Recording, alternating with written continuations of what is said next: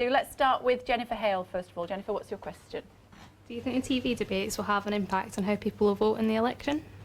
I hope so. I think they'll have an impact on how some people vote. I mean, obviously, a lot of people already know how they're going to vote and are quite firm in their opinion about how they're going to vote. But I know from speaking to a lot of people who watched the first of the UK leaders' debates that if they were undecided beforehand, it's helped them make up their minds because they've heard, you know, the different policies of the different parties and they've seen something of the different leaders. So I think it does help some people. Last night's debate, obviously, David Cameron and Nick Clegg weren't there, and so it was a more limited You never cast. mentioned it. Did I not? In that case, I must mention it now. David Cameron wimped out of the debate last night.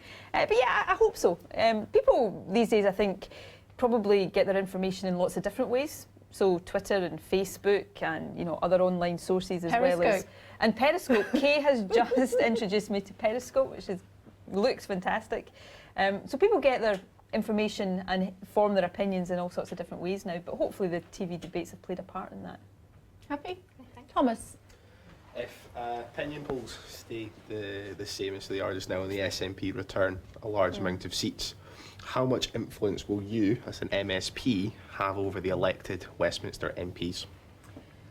Well, firstly, and I always feel the need to say this because I think it's really important that we're still 3 weeks away from an election. The opinion polls look fantastic for the SNP, but I've fought lots of elections. I've lost elections as well as won some elections, so you should never take voters for granted. We'll be working really hard to persuade people to vote for us because a vote for the SNP is a vote to make Scotland's voice heard, and I think the influence of the SNP in the House of Commons can lead to better politics in the House of Commons. So that's the message we'll continue to take to people every day of the campaign. If the SNP do win a lot of seats in the House of Commons, I'm the leader of the SNP, so our overall strategy and how we approach things in the House of Commons, I'll be leading that and directing that. Obviously on a day-to-day basis, our MPs will be making the decisions on the ground in the House of Commons. But the SNP is always, one of our great strengths as a party actually, is that we've always worked as a very cohesive team between our MSPs in the Scottish Parliament and our MPs in the House of Commons. And I think that teamwork will be all the more important if we do manage to win a big number of seats. Let's bring in Francesca Hashami. Is that how I pronounce your surname? Hashimi. Hashimi. I beg your pardon. That's okay. My question is, in Scotland, there was 120,000 college places cut. What could we offer to those people who missed out? Well, what we've done in terms of college education is we've, partly because of the recession, we focused college education very much on giving young people the skills they need to get jobs. So the number of full-time equivalent places in college has actually increased, and the number of people getting recognised qualifications in colleges has increased as well. And we need to keep that focus. And you know, in a sense, the proof of the pudding is in the eating. We've seen youth unemployment fall in Scotland. It's still too high, but it's much lower than it was. And we're spending more money in colleges now than was the case when Labour were in government. So, you know, I'm proud of what we're doing in education, in schools and colleges and universities, and giving more childcare. But you're right in the sense we've got to, and this is one of the things I feel very strongly about, that we need to make sure we're providing a range of different educational opportunities for people. I mean, I was very proud to go to Glasgow University. University is not for everybody. So as well as making sure there's opportunities at colleges, we've also been increasing the number of modern apprenticeships. The last time I was in Irvine, which is where I grew up, but last time I visited here, I went to visit GSK, the pharmaceutical company that's based in Irvine, to talk to some of their apprentices, and young girls in particular, who would have been totally capable of going to university, but chose the modern apprenticeship route because they thought that was better for them. So we need to have that range of different opportunities, and we'll continue to work hard to make sure we do. Okay, Callum Booth next. Considering that this is an election for the Westminster Parliament, it's understandable that you will always want to stand up for the interests of the Scottish people. Do you think that it is fair that people in England and Wales receive less funding because of the Barnett formula than those in Scotland and Ireland? Well, I don't accept that Scotland is subsidised. Scotland more than pays its way in the UK. You know, if you look back almost all of my lifetime, for the last 34 years, although I'm a wee bit older than 34, but not much, Scotland's generated more tax per head of population than the UK as a whole. So we pay in and we're not subsidised. Now, it's no secret that I wanted Scotland to be an independent country. Scotland hasn't voted to be an independent country at this stage. As long as we're part of the Westminster system, therefore, it's really important that Scotland's voice is heard and that we have a big influence on the decisions that are taken at Westminster. But I will always challenge this notion that Scotland is somehow subsidised from the rest of the UK because we contribute strongly and we pay our way. Happy with that? Do you think that if you do enter a coalition or a confidence and supply agreement with Labour, that if you have to represent the entire country as a whole, I think it's 9% of the country are part of Scotland and Ireland, and 90% of the country are from the rest of the areas of the UK who do not benefit from Barnett consequentials.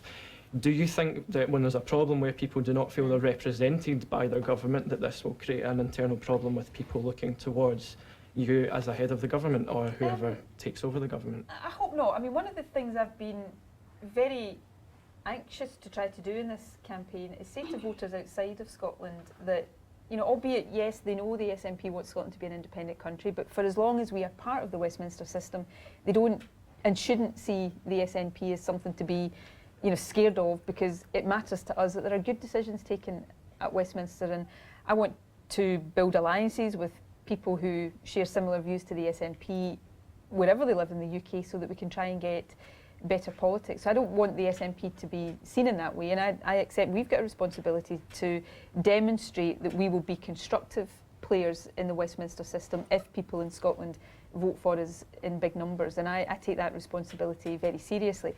I also, you know, people in Scotland know that we've had many years, in fact more than half of my life, where we've had to put up with Tory governments, even although people in Scotland haven't voted Tory. And you know, if we have the UK and if we have the Westminster system, then you know sometimes these things happen through the Westminster system, and I think it would be wrong for anybody to say that Scotland didn't have the right to make its voice heard at this election, because we do, and all of the evidence suggests people in Scotland want to make their voice heard. Liam Burns wants to take that one step further, don't you, Liam? I'm just wondering whether you think it's fair to tax the rest of the UK to fund like the Scottish NHS and other Scottish public services. Well, I don't accept that characterisation. You know, we fund our public services from the taxes we pay in Scotland, and Scotland's in deficit as the UK is in deficit, so the UK as a whole and Scotland as part of the UK spends more than we raise in revenues, and obviously one of the important things we've got to do is get that deficit down, but in a responsible way. But I don't accept this notion that it's taxes in other parts of the UK that pay for our public services. It's the taxes we pay here that pay for our public services. And I think those who try and suggest that Scotland is subsidised by the rest of the UK do a real disservice to people in Scotland. Charlotte? You're the most prominent woman leader, or maybe leader, in British politics in recent times, the last being Margaret Thatcher. What do you think your similarities and differences are to her? Well, I suppose the similarity is that we're both women. I think probably there are more differences than similarities. Kay and I were talking earlier on, I was brought up to believe you shouldn't speak ill of people who are no longer with us, and Margaret Thatcher is no longer with us, so I'll temper my comments because of that. But Margaret Thatcher, when I was growing up, represented much of what I thought was wrong with politics. So in some ways she was one of the people who motivated me to get involved, to campaign against the kind of politics and policies that she pursued. She was the first woman Prime Minister. I think I was 9 when she was elected, and you know, I remember, even though I was very young, the sense of having a woman in that job. I think what disappointed a lot of people was that she didn't really do anything to help other women. So, you know, all these years since, there's still not been another woman Prime Minister. And I would hope, although I have to be judged on what I do, not what I say, I would hope one of the big differences between me as the first woman First Minister and Margaret Thatcher as the first woman Prime Minister is that I will try to use the position I've got now to help other women, not just in politics, but in every walk of life, so that we can, in the not too distant future, genuinely say that we've got equal rights for women. If you're good enough and you work hard enough there shouldn't be a glass ceiling holding you back. And it really is one of the things that's very important to me, is to use my position to advance opportunity for other women.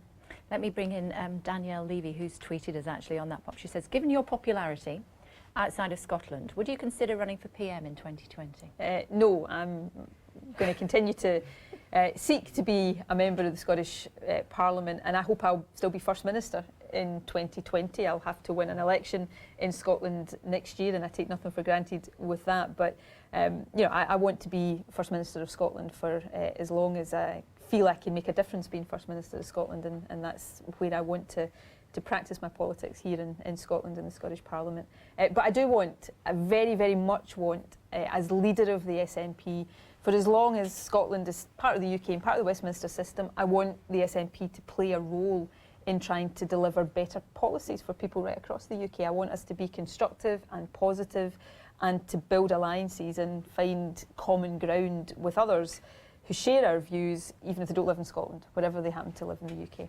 Andrew Reid. Okay, during the referendum, did the SNP have a plan in place if Scotland as an independent country were not immediately accepted into the EU or rejected from the EU, given the impact that would have had on trade and the economy as a whole? No, because in my view there was never, ever any doubt that Scotland would be part of the European Union, a continuing part of the European Union. Even if there was a delay, like even 5 years, we weren't allowed in. I never, and we looked at these things in depth very carefully. I don't think there was ever any risk of that happening for Scotland. I mean, the European Union is an institution that from almost the day an hour that it was established has existed to expand itself. And the idea that the European Union would have tried to cut off part of its territory just because that part of its territory had voted democratically to be independent. I think if the European Union had even temporarily put Scotland outside, I think it would have created a huge crisis for the European Union itself, because it would have been effectively punishing part of its territory for exercising a democratic right. And the crisis that would have caused in the heart of Europe, I think, would have been intense. So I don't think there was ever any chance of that happening. How do you think countries that have waited years to be in the European Union would feel about that, given that Scotland would just walk in immediately? But I think we wouldn't have been walking in, we're already in. So Scotland's been a part of the European Union as part of the UK for 40 years or so. We comply with all the European directives and regulations and legislation. We are compliant with all of the rules and regulations of the European Union. Countries coming in, the reason it takes so long is because they've got to demonstrate that they do comply with all of that. There wouldn't have been a question mark over that for Scotland, because we've been an integral part of the EU for so long. There's also, we know how many. I represent the south side of Glasgow in the Scottish Parliament. There are, thousands of nationals of other European countries living in my constituency and in Glasgow and in other parts of Scotland, as there are people from Scotland living in other European countries. So we're an integral part of the European Union, and it would have been, people talked during the referendum about the problems for Scotland if that had not been the case. The problems for the rest of the European Union would have been significant. So it was, it was one of the scare stories we had in the referendum, one of many scare stories, but one of the ones that I think was more ridiculous even than any of the other ones. Callum Booth. Obviously, austerity can cause problems for some people, and you have a lot of plans to make some small and minor spending increases. How will you be able to fund these, and where will your spending increases be? Well, what we're putting forward in this campaign is an alternative to the continued austerity spending cuts that the Tories want to introduce and Labour and the Liberal Democrats are signed up to. What effectively we're saying is that we take a slightly slower pace to eliminating the deficit. So we allow spending to increase fairly modestly. I'm proposing about 0.5% above inflation in every year of the next Parliament. And that still allows you to reduce the deficit year on year. But it means that by the end of the next Parliament, the deficit wouldn't be completely eliminated. It would take 2 or 3 years after that. Now, I think that's a price worth paying to ease up on the pain of the spending cuts that have been imposed over the past 5 years and that are planned to continue. Because what those cuts are doing are driving more people into poverty. They're making it harder to protect the NHS and our public services. And they're actually, and this is the biggest irony of the Tory austerity policy here, they're actually holding back the growth in our economy. George Osborne missed all of his own fiscal targets because he constrained economic growth. So if you invest a bit more in infrastructure and skills and innovation, the things that get your economy growing, ironically, you'll reduce the deficit faster because you'll have a faster growing economy with more people paying taxes. So that's what I'm proposing, a slightly slower path of deficit reduction in order that we can start investing again in the things that really matter. How exactly will you pay for these? Though the Labour Party and UKIP have already been able to lock in that they will be able to provide all the funding for their policies. Can you do this today? Well, we're proposing a slower reduction in borrowing. So that would be the first difference. We also, though, support some of Labour's proposals on tax rises. So we support the restoration of the 50 pence top rate of tax. We would support a mansion tax. We would support the proposals that they're putting forward for a banker's bonus tax and a bank levy. So there are revenue-raising proposals that we support that would help to raise revenue.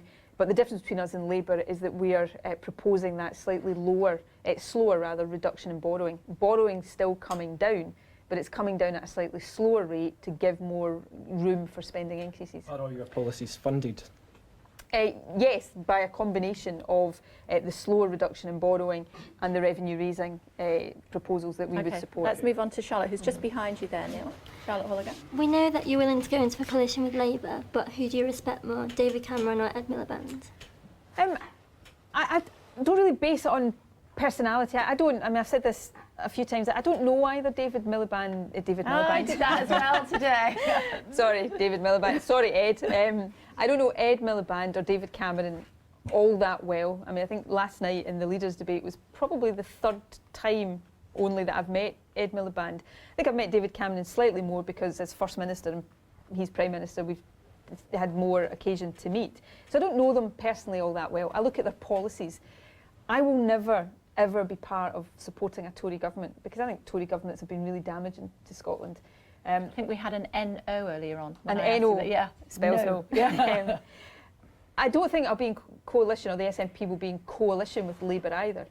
Formal coalition's never really been something that I thought likely. Would we support Labour on an issue-by-issue basis? Yes, I've made it clear that we would. We would also, if there's more anti-Tory MPs than Tory MPs, we'd be prepared to vote to keep the Tories from ever getting back into government.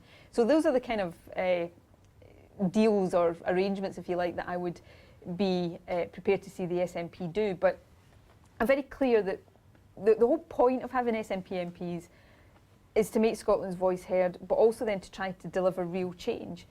And the point I was making to Ed Miliband last night is that I want to get rid of the Tories, but I don't want then to see a Tory government replaced by a Tory-light government. I want to see the Tories replaced by something that's going to be better than the Tories and bolder and actually deliver progressive change for people.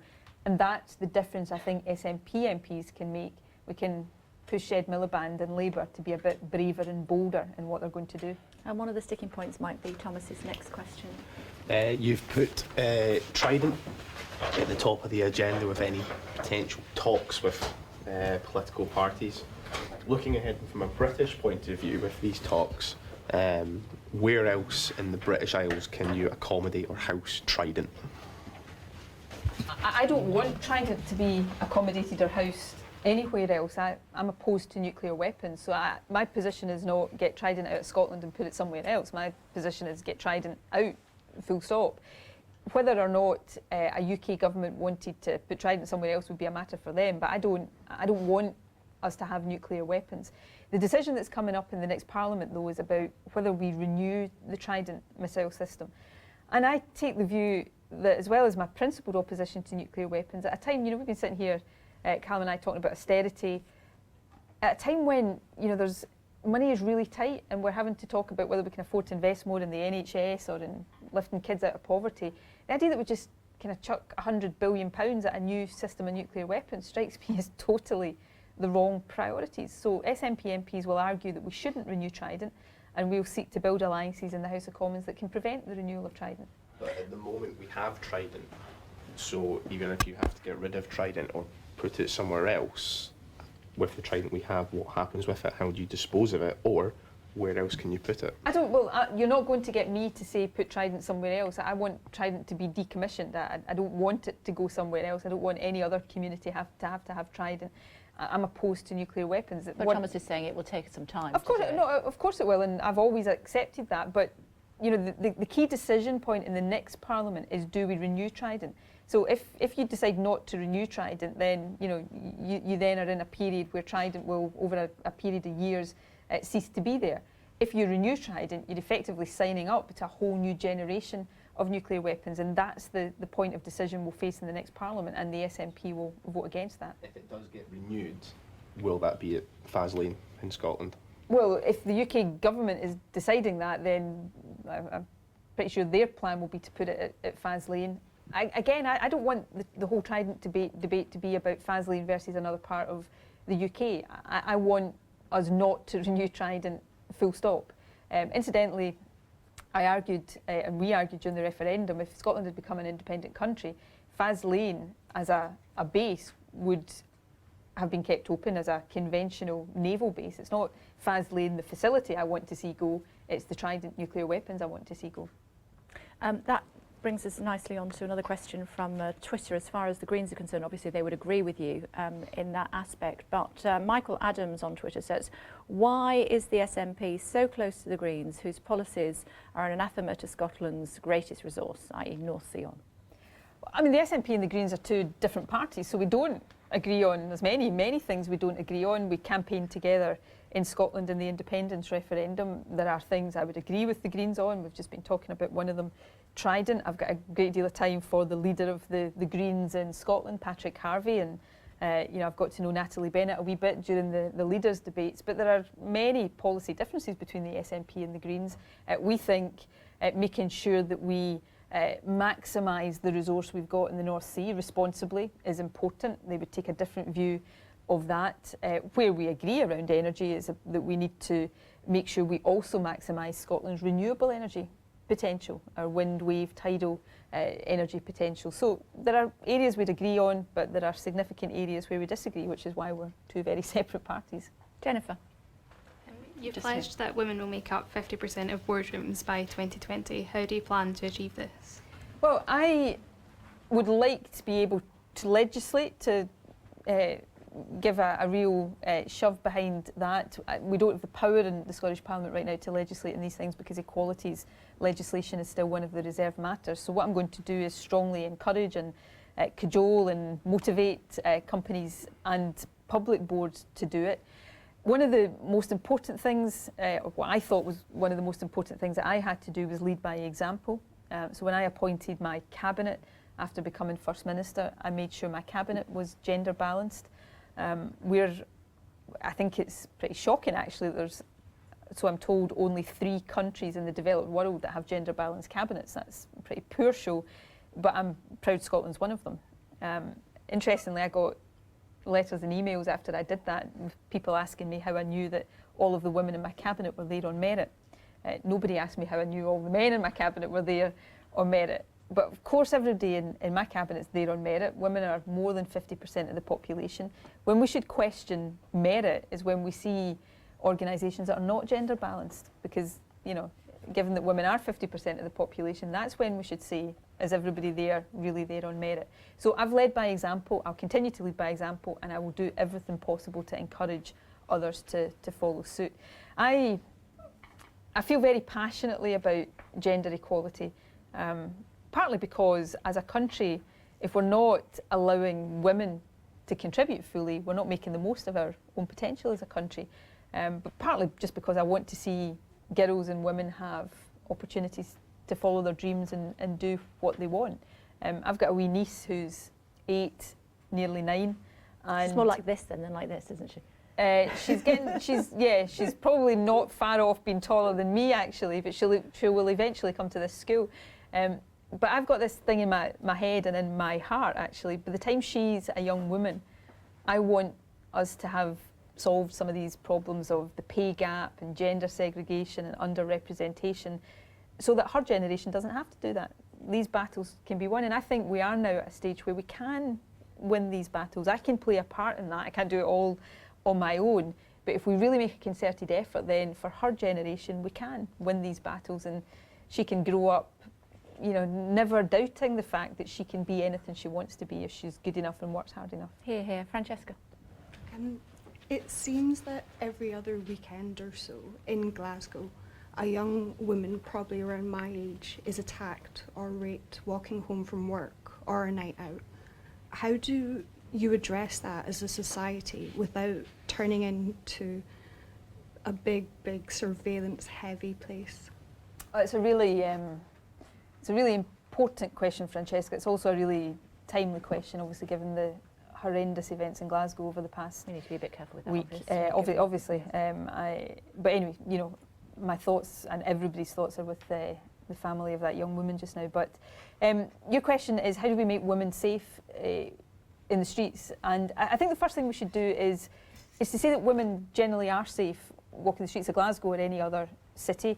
Most, and this is a shocking thing to say as well. I would have agreed with you up until the last few months. Yeah, okay. I'm from Glasgow, and I've a lot of my friends my age as well. We're now not feeling the way that we used to. I'm not trying to disagree with you. I'm going to come on and try and address your question. What I was going to say though was, it is still the case, and this in itself is shocking and has to be addressed, that most women who are attacked will be attacked by somebody in their own home, somebody they know, rather than by somebody random, unknown to them in the street. So I don't say that to disagree with you, just to put it into context. I live in Glasgow as well, so you know, I've spoken to young women who would say exactly what you've said, that whether it's real or whether it's a perception, there is less of a confidence about walking the streets, and we need to deal with that. We need to do that through police presence on the streets. We need to do it through, I guess, you know, solidarity and being very, very clear as women that we're not going to allow ourselves to be, you know, unsafe on the streets. We've got to tackle every single, in every area of society, the idea that violence of any form against women is acceptable. It's unacceptable in whatever form it takes. And we've got to make sure we're supporting the efforts and the agencies and the organisations that work to help that. There's no one single answer. If I could sit here and give you the one single magic bullet answer, believe me, I would do it. You know, I went to university in Glasgow. I've lived in Glasgow now since I was 18 years old. And when I was at university, you know, I walked about the streets of Glasgow on my own at night. My mother used to go, in fact, if she's listening to this, she will go mad hearing me say that. And felt totally safe. I've always felt safe in Glasgow, and I do not want any young woman now not feeling safe on the streets of the city that I'm, you know, so proud is home.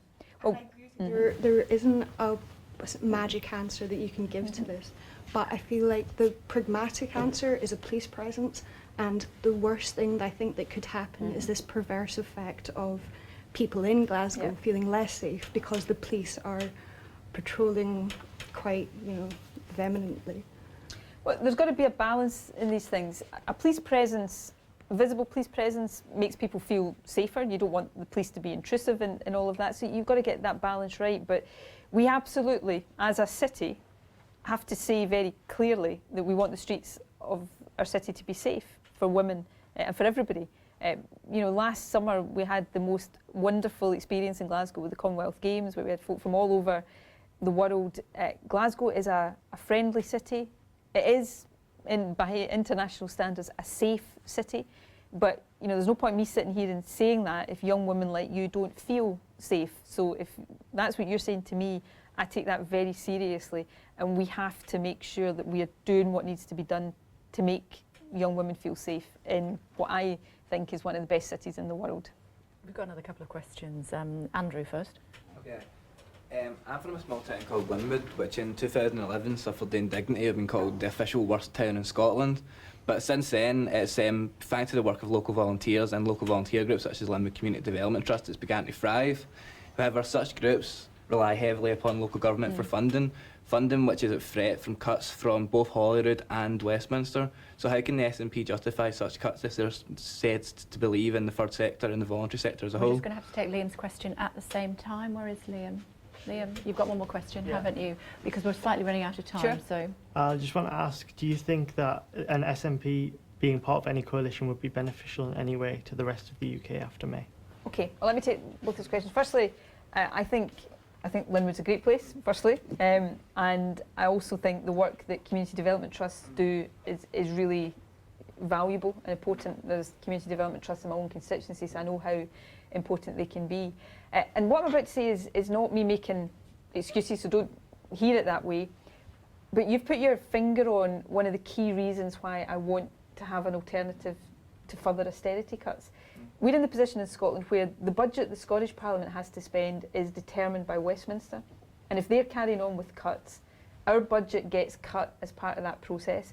And with the best will in the world, we can immunise and insulate everything from those cuts. So we protect the health service budget, we try to protect the budgets that we think are most important. But when the Scottish Government budget's been cut by over and above inflation 10% since 2010, you can't stop everybody feeling the effects of that. And that's why I want to see an alternative. And your question was, do I think coalition or the SNP working with others can be good for the rest of the UK? Yes, I do. Because I think if we help to make the next Westminster government more progressive and have an alternative to austerity and protect our public services, that's going to benefit Scotland, but it will benefit other parts of the UK as well. And if we can be that force for more progressive politics, then I'm really keen that we do that. And I'm afraid with that we are out of time. Thank you all very much indeed for your questions, excellent questions as they were, and I'm sure that you want to show your appreciation to the First Minister. Thank you. Brilliant. Excellent. You've exhausted. Thank you. Fantastic. Good questions. Yeah, good questions. Election things that people always go out with wives and husbands. We're the first ones to get their parents involved. Yeah, I was just saying, Kate, much against my father's better nature. Yeah. He's great. He was great though. I did chat with him earlier. He was absolutely